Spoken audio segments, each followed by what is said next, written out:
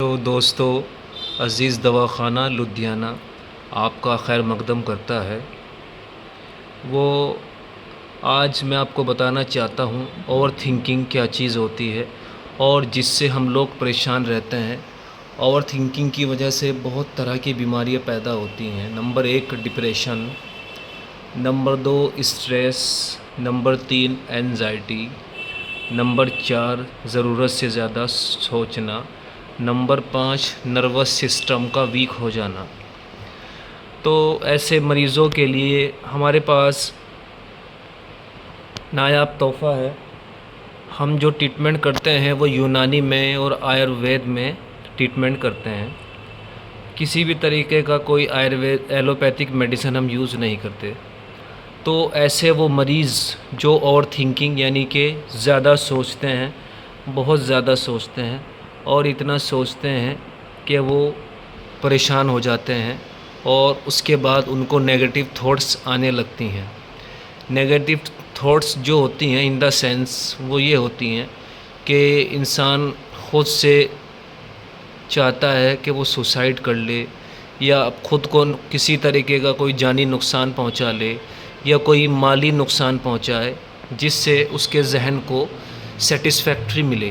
But ایسا تبھی ہوتا ہے جب ہمارے جسم کے اندر طاقت نہیں ہوتی اور ہماری سوچنے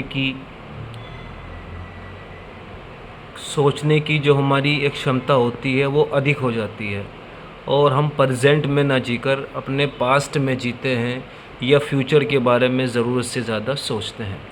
اوور تھنکنگ کے نقصانات یہ ہوتے ہیں کہ انسان کا جس وقت وہ کوئی بھی کام کرتا ہے پریزنٹ میں اس میں دل نہیں لگتا، اور جب کسی کام میں دل نہیں لگتا تو وہ کام اچھا نہیں ہوتا۔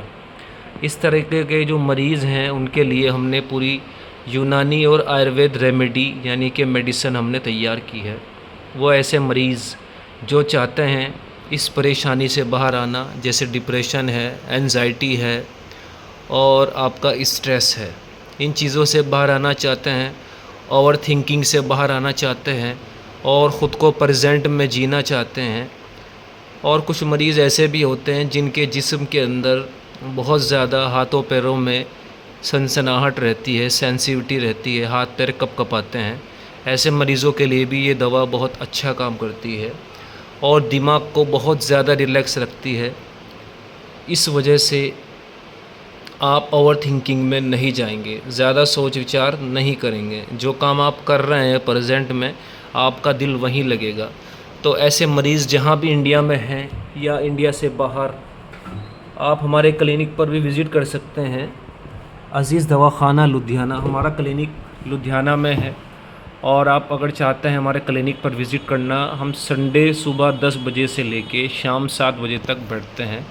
اس کے علاوہ ہم آن لائن بھی مریضوں کو دیکھتے ہیں، اور کسی کو بھی کوئی مشورہ کرنا ہے وداؤٹ اینی فیس ہم مشورہ بھی دیتے ہیں۔ آپ ہمیں کال بھی کر سکتے ہیں، صبح 10 بجے سے شام 7 یا 8 بجے تک آپ ہمیں کال بھی کر سکتے ہیں۔ تو آن لائن بھی ہم آپ کے لیے اویلیبل ہیں اور آف لائن بھی اویلیبل ہیں، تو جیسے آپ چاہیں فائدہ اٹھا سکتے ہیں۔ اپنی کوئی بھی پریشانی آپ شیئر کرنا چاہیں، میں یونانی اور آیوروید کا ایز اے فزیشین آپ سے بات کر رہا ہوں۔ جو بھی اپنی پریشانی آپ بتانا چاہیں بتا سکتے ہیں بلا جھجک۔ کوئی بھی پریشانی ہو آپ کو XYZ آپ ہمیں بتا سکتے ہیں۔ ڈپریشن کا علاج بہت ضروری ہے، اس کا علاج ایلوپیتھ میں نہیں ہے۔ ایلوپیتھ میں اس کا علاج صرف یہی ہے کہ وہ ذہن کو، انسان کے دماغ کو بالکل کند کر دیتی ہے دوا۔ صرف جب تک دوا کا جسم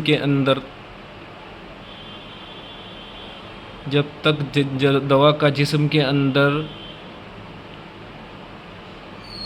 دوا موجود رہتی ہے اور اس کا اثر موجود رہتا ہے، تب تک ایسا لگتا ہے کہ جیسے ہم ٹھیک ہو رہے ہیں، فٹ ہو رہے ہیں۔ لیکن جب دوا کا، میڈیسن کا جادو ختم ہو جاتا ہے، پھر وہیں سے مریض کی حالت خراب ہونی شروع ہو جاتی ہے۔ پھر ایک ڈوز کے بعد دوسری ڈوز، پھر صبح کی ڈوز، پھر دوپہر کی ڈوز، پھر شام کی ڈوز۔ اس طریقے سے کرتے کرتے مریض ان دوائیوں میں لمبے طریقے سے الجھ جاتا ہے اور اس سے باہر آنے میں بہت زیادہ پریشانی ہوتی ہے۔ اور ڈپریشن کے نتائج یہ ہوتے ہیں، اس سے انسان کو اور بھی بہت ساری تکلیفیں اور بھی بہت ساری پریشانیاں سامنا کرنی پڑتی ہیں جن کو وہ کسی سے بتا بھی نہیں پاتا۔ کھانے کا من نہیں کرتا، کہیں گھومنے کا من نہیں کرتا، چڑچڑاہٹ ہر وقت موجود رہتی ہے، اچھے سے بات نہیں کرتے، خوش ہو کر بات نہیں کرتے۔ تو ایسے مریضوں کے لیے ہم چاہتے ہیں وہ ہم سے ایک بار ضرور رابطہ کریں۔ میڈیسن بہت زیادہ کوسٹلی نہیں ہے، ریزنیبل میڈیسن ہے، ایک بار آپ ضرور منگائیں، اس کا استعمال کریں، یقین کے ساتھ استعمال کریں، انشاءاللہ شفا ہوگی۔